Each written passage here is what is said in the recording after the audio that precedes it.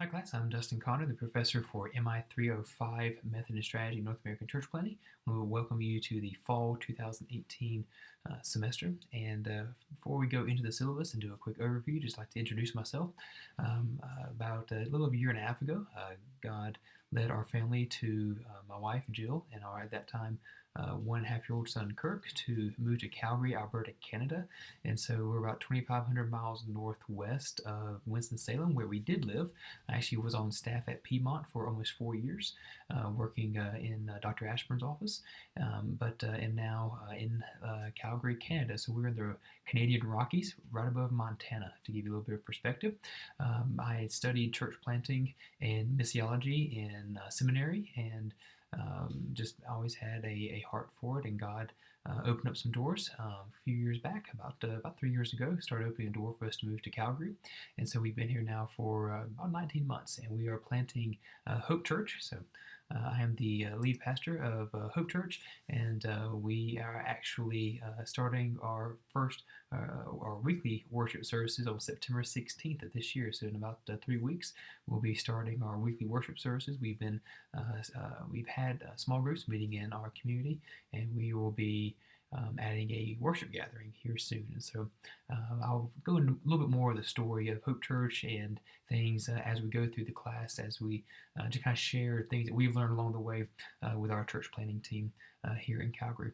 So let's go over the syllabus real fast. Oh, before I go any further, as I mentioned in the announcements, our second child, a little girl named Jane, was born last Wednesday morning, the first day of the semester for school. So I apologize for being a little bit late in getting things up and ready for this first week of class. She was a little bit late, kind of threw us off a little bit, and then kind of came when we weren't quite expecting it, middle of the night. And so, anyways, but we have a healthy little baby girl at home, and both are doing well. So here's our syllabus for this semester, and I just want to go through and highlight mainly the assignments and just make sure those are clear. But if you do need to contact me, my info is there. That is my cell phone number. You can contact me if you need to. Text is probably the easiest way, and also depends on your carrier, since it is an international number, Canadian number. But email, you can always email me or even text me. And if you need to chat live, we can do either phone or do something like a Google Hangout. Let's scroll down a little bit. You can read the course description and things for yourself.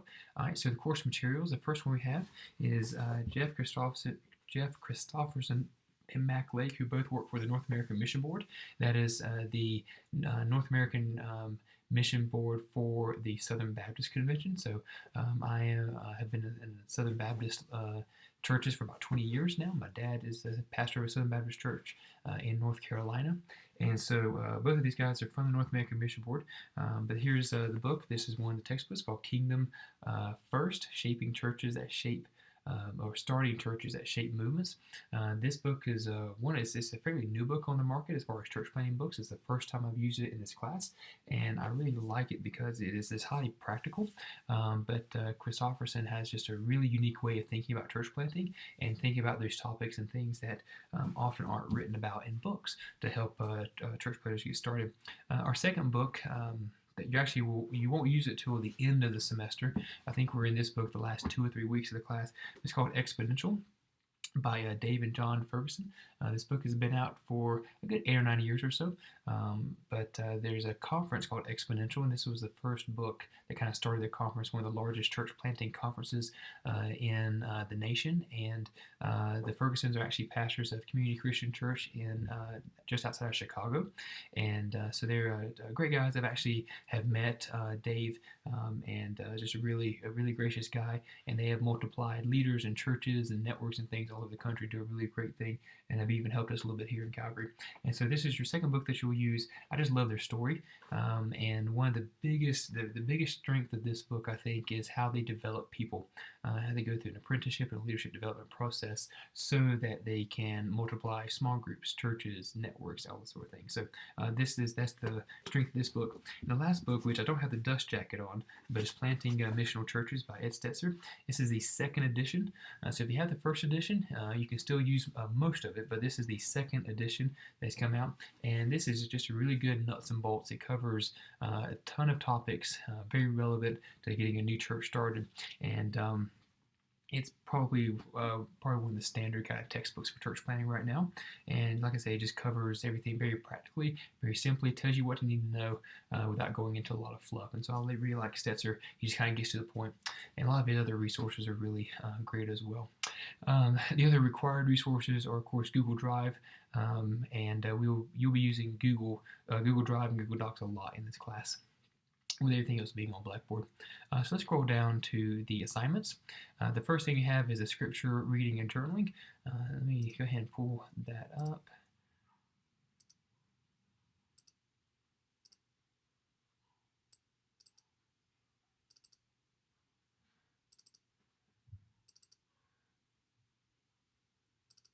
Okay. So here's the journal that I shared with all of you here in the course, and I'm trying to let it center. Anyways, so this journal is a live document that the whole class is actually working on together. So just be sure to read everything on this little intro page, especially the highlighted. Don't edit or change anyone else's post, but you'll see how I want the post here. You just really copy and paste. Silas has already got an entry in, and so you can do exactly as Silas did. Put your name, date, the passage you're doing it from, and answering the first two questions there, and then you'll be good to go. So this is a running journal, and the neat thing is at the end of the semester, what you have is you've got a commentary essentially on the book of Acts written by you and all of your classmates. So download it, use it for future preaching and teaching type ministries. But I've done this in all my classes I've taught, and it's been just a really, really cool thing, especially when you can use the comment feature, which if you're not familiar, if you want to say something about something that Silas said here, if you click and highlight, you'll notice that this little comment box kind of pops up. You can click add comment, and you can say something, hey, thanks for a great post, I completely agree, or hey, have you thought about this? Whatever you would like to say, just be nice. So you can comment on there, and commenting is not required, but it can give you extra credit. You have 2 posts per week, so you will go through all 28 chapters of Acts. So you do two each week, but if you happen to miss 1 or 2, commenting, and as I read the comments and see that you commented several times, you can get extra credit to go into your final grade if you happen to miss a few entries. So the commenting part is just for extra credit, but I do highly encourage it. It's just good for learning as well. So please read through all these. You only need 2 to 4 answers, 2 to 4 sentences per answer, and you'll do 2 chapters per week. So you need a total of 28 entries to get full credit. It says follow the instructions, and you should be good to go. Let's get back to the syllabus here. And so that is due each week. So each week you'll have 2 chapters to do, and they'll be due, and I'll go in on Tuesdays after they're due. I'll go in and just make sure that you submit it on time. The next is an independent presentation, which won't be due to the end of the semester.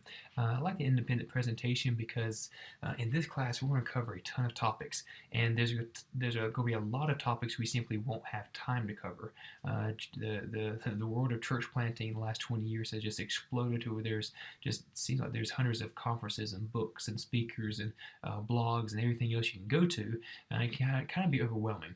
And so the independent presentation is really your time to find one of those topics that is just a really big interest to you, and one that you would like to research a little bit further. And then you present a 10-minute teaching video based on that topic. So let's say you really want to say the 5 church planting models. We're going to discuss that in class. We will have a lecture on the 5 different models that there are, but you may find that there's one writer says there's a 6th model, or you want to assess and compare 2 or 3 of the models together, or you just want to give a good summary of here are the 5 types. Treat this as if you were teaching the class, and Professor Dustin said, I want you to teach a class on this topic, and you've got 10 minutes. And so you're going to record yourself and submit that video in Blackboard at the end of the semester. So as you go through the semester, just kind of take note of some topics that you read in the textbook, or maybe you hear mentioned in a lecture, and you just want to research it further, and then you will become the expert when you present on that. The next are the video lectures and content evaluation. So each week you'll have usually 1 to 3 video lectures. I try to keep them fairly short, not too long, and so you won't have several hours of lectures to watch. If you have 3, there'll be 3 short ones. If you have 1, it'll just be 1 long one. So I kind of try to balance that to where they're not too long. Kind of try to keep the total minutes between 60 and 70 minutes. They're about total video time, but you will have a content evaluation each week as well. This could be something like a quiz where I just ask you 10 questions based on the video lectures that you viewed, or it could be a special assignment that you have to type a one-page something related to that week's topic and submit that. And so just take note that you will have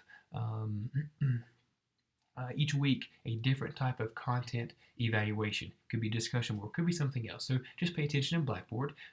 Each week it'll be just one thing you have to do, either a quiz, submit something, post, or something like that.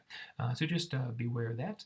And do note that the content evaluations, if it is a quiz, it will only cover video lecture. It will not cover your textbook reading. That's going to be covered in the next thing we discuss.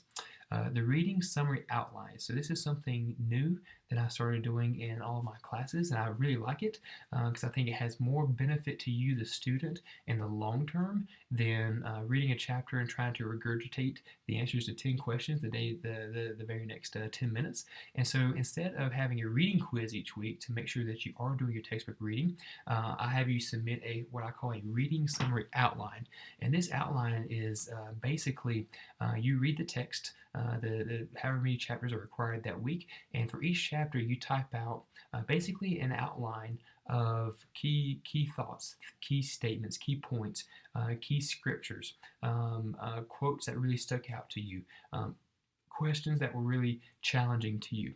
And what I want this to serve as is a go-to document later. After you type all these out, you'll have almost 30 pages of basically chapter summaries.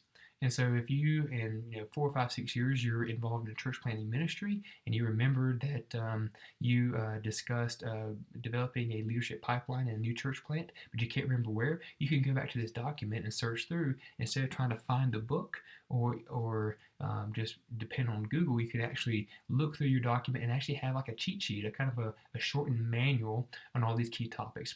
And so I want to show you a quick sample of one. Now these are 1 to 2 pages, no more than 2 pages. Don't submit a 5-page, even though you could. Try to keep it to no more than 2 pages.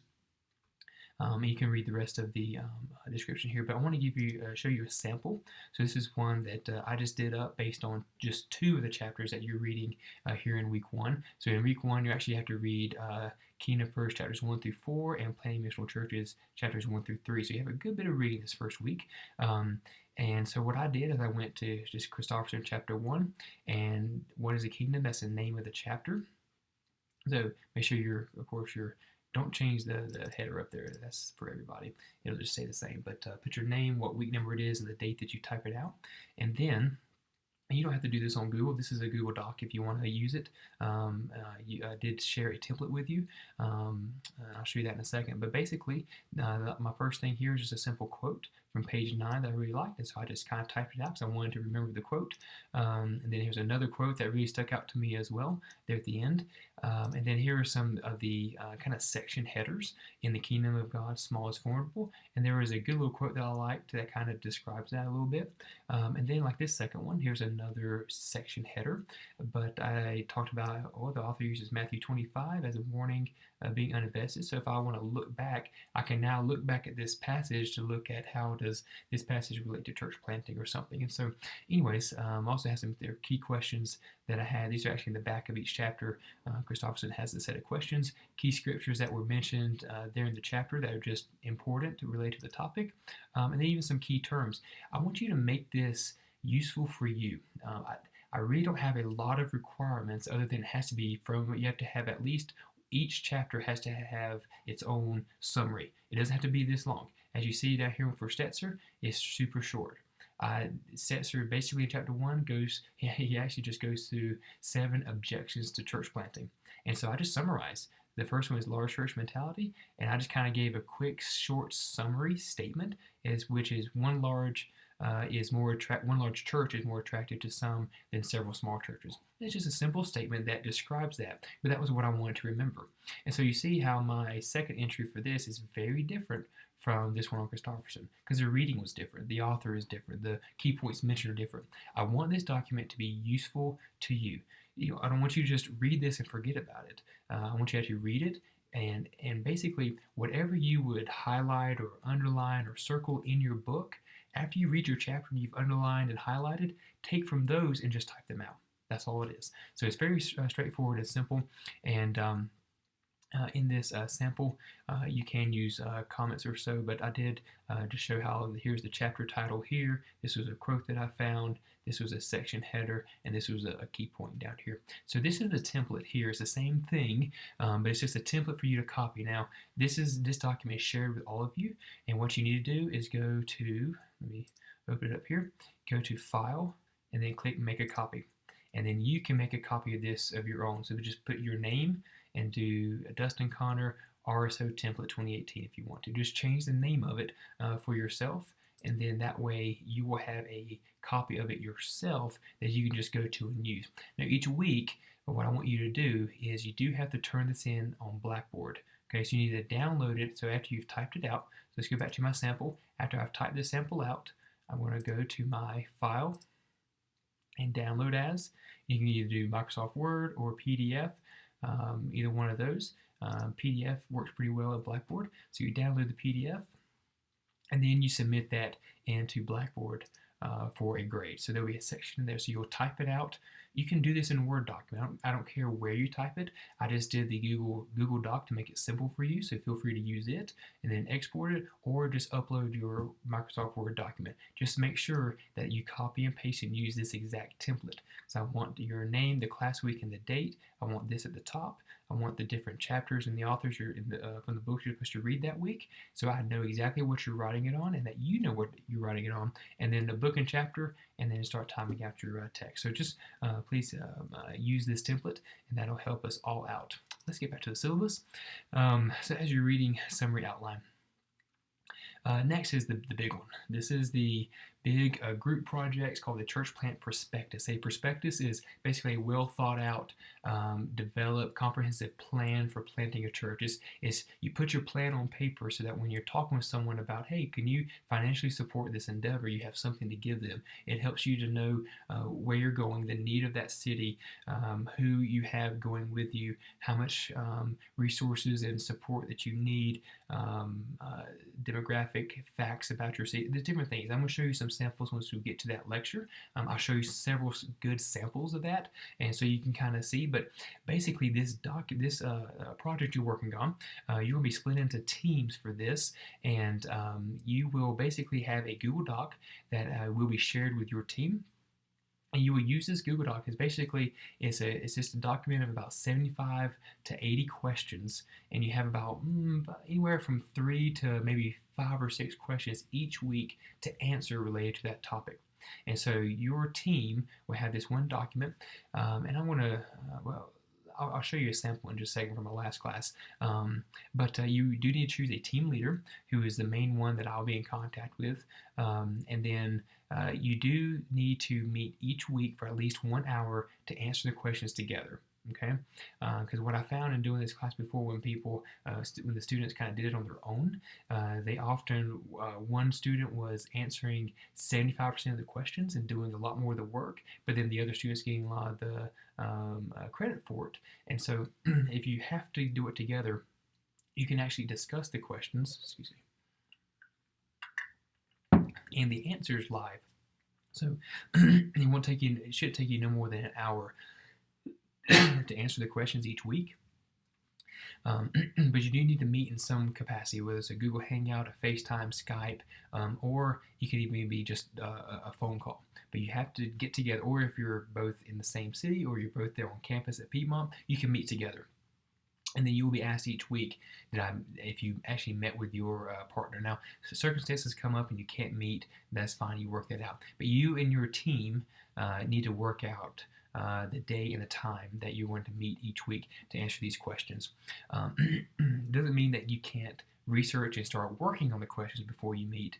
But you do have to have that meeting time so that you both feel, or your team feels like you're all answering the questions and contributing to the answers together. And so I will share that Google Doc with you here very soon. I've almost got the teams separated and then done. I've got just a few more of the surveys that I need to get filled out from you who are having some issues. We're going to handle that here soon and then get everyone into the teams. And then I will assign you a city to actually plant a church in. So it's going to be kind of fun. I usually try to pick some kind of clue from your information that you submit on the survey, either where you both live or some kind of interest or something, and try to pair up a city that I think would be a good fit, and also try to find places where I may have some contacts for you to make it easy, because there is some parts in this prospectus where you are required to call a pastor of a church in that actual city and ask them some questions, and so that's all part of this.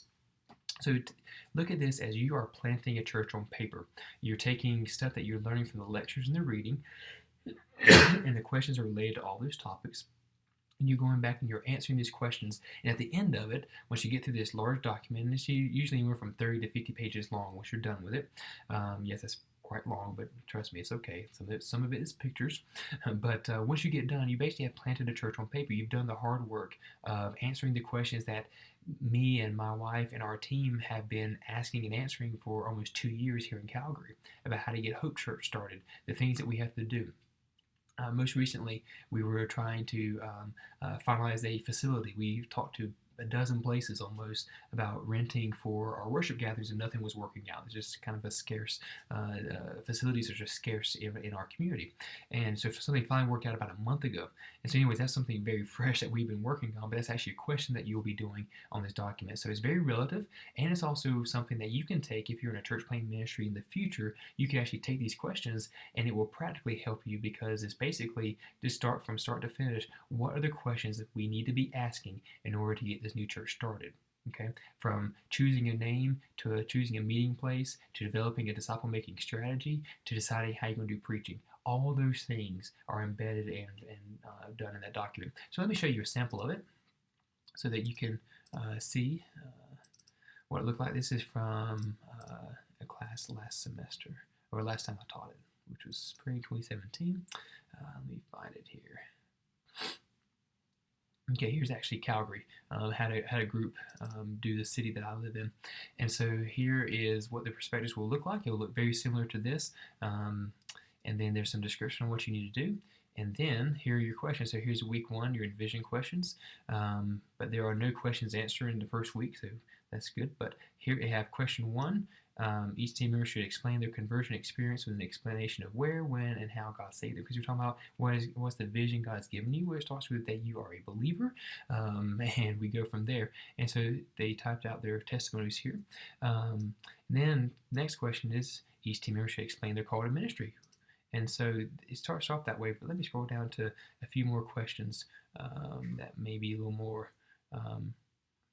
Okay, here's a fun one. You actually will do some community mapping, and so you will actually create a Google map and start looking, and this is some demographic report stuff, but you actually create a Google map and you'll start looking for things like shopping centers, theaters, nonprofits nearby, community centers or workout facilities, recreational outdoor parks, any other churches that are nearby, any other religious buildings like Mormon temples or Jehovah's Witness, mosques, that sort of thing. So this is actually a map that you create, and you'll share that. That's one of the questions you asked up here. You actually are asked to create a Google map and share it with me with all these points mapped out. Because I actually did that before we moved to Calgary, and even now that we've been here, I'm still mapping things out so I know where things are. So when I was looking for a meeting place, I had a Google map already done of potential locations before we even were ready to do that. And so you have a lot of these kind of questions. As you see, it goes down pretty far. And here's the one, create a potential partners Google Sheet. Basically, here are 10 people I think will support us financially. You've got to gather their name, and you actually even send them some kind of mock email. Dear Stephanie, I'm writing to inform you about yada yada. So there's a lot that you do in this project, and then at the end, if I can scroll down, theirs was 20 pages. So.